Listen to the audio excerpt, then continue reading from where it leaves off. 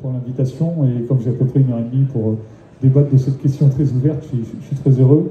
Comme je ne vais pas être court, je vais essayer d'être rapide dans la réponse parce qu'il y a pas mal de choses à dire sur cet aspect. La première chose, c'est les tendances, effectivement. Je pense que la première tendance, c'est que l'IA irrigue le cyber. C'est pas pour rien qu'on est dans un salon cyber et IA. Il y a 2 ans, on n'en parlait quasiment pas. Aujourd'hui, c'est devenu une réalité. C'est vraiment quelque chose qu'on prend en compte. C'est quelque chose qu'on prend en compte au sein du commandement du ministère de l'Intérieur dans le cyberespace, d'où mon rôle de conseiller au sein de cet espace. Pour être un peu plus précis, c'est quoi pour l'année 2025? On a eu les larges modèles de langage, on a eu les larges modèles de vision, on va avoir les larges action modèles, les larges modèles d'action, avec une autonomie des agents de l'IA, une IA capable d'agir de façon autonome. Donc ça va poser un certain nombre de sujets autour effectivement de l'application, de la sécurisation et autour de la réglementation.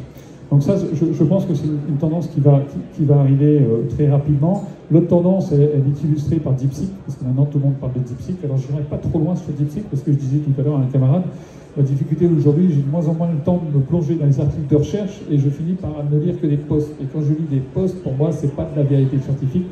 Donc avant de vous parler de DeepSeek, j'aimerais approfondir le sujet, mais ce que je voudrais dire quand même, c'est que ça paraît plus frugal, c'est beaucoup moins cher, et je pense que derrière, il y a des enjeux scientifiques qui sont extrêmement intéressants à explorer. Donc on va avoir cette forme de concurrence entre un modèle américain très consommateur d'énergie, très performant, et puis un modèle plus économique, et puis tout aussi performant a priori. Donc ça, c'est un enjeu.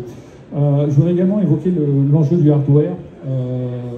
Les puces, ça va être un enjeu majeur dans les années à venir.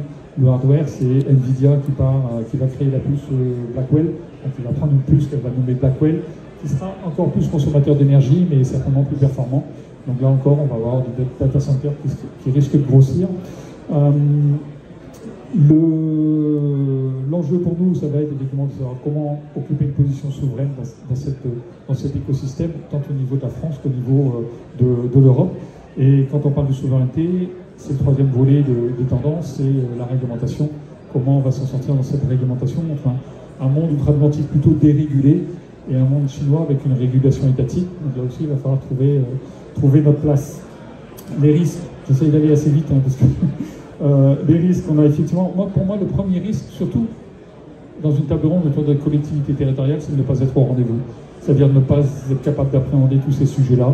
Et demain, en 2025, être des vassaux technologiques des big tech. Donc on a Google qui est là, on a un certain nombre de big tech qui sont là, c'est très bien.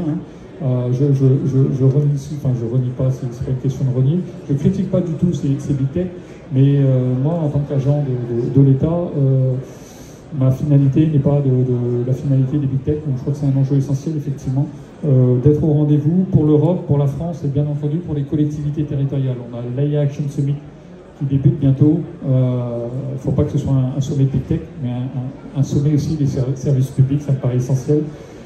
Le risque, c'est d'oublier les citoyens. N'oublions pas les citoyens dans cette révolution de l'IA, dans cette évolution de l'IA.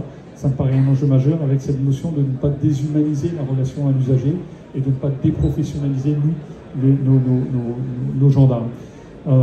Et puis les projets d'IA, alors on a des projets d'IA en matière de lutte contre la criminalité, détection des deepfakes, lutte contre la pédopornographie, détection des anomalies contextuelles dans les systèmes d'information, analyse de vidéos de masse, transcription automatique de la parole pour les auditions. En fait, il me manque plus de porteurs de projets que de projets. Parce qu'en IA, en fait, on peut investir énormément de domaines. L'IA au profit de l'usager, c'est un LLM qu'on est en train de mettre en place pour effectivement nos brigades de gendarmerie à l'accueil, qu'elles puissent avoir le gendarme qu'il ait un assistant pour effectivement répondre aux questions des usagers. Ça paraît aussi quelque chose d'intéressant à explorer, avec un certain nombre de limites, notamment des limites sur la robustesse cyber de ces systèmes, une limite sur non pas la souveraineté, parce que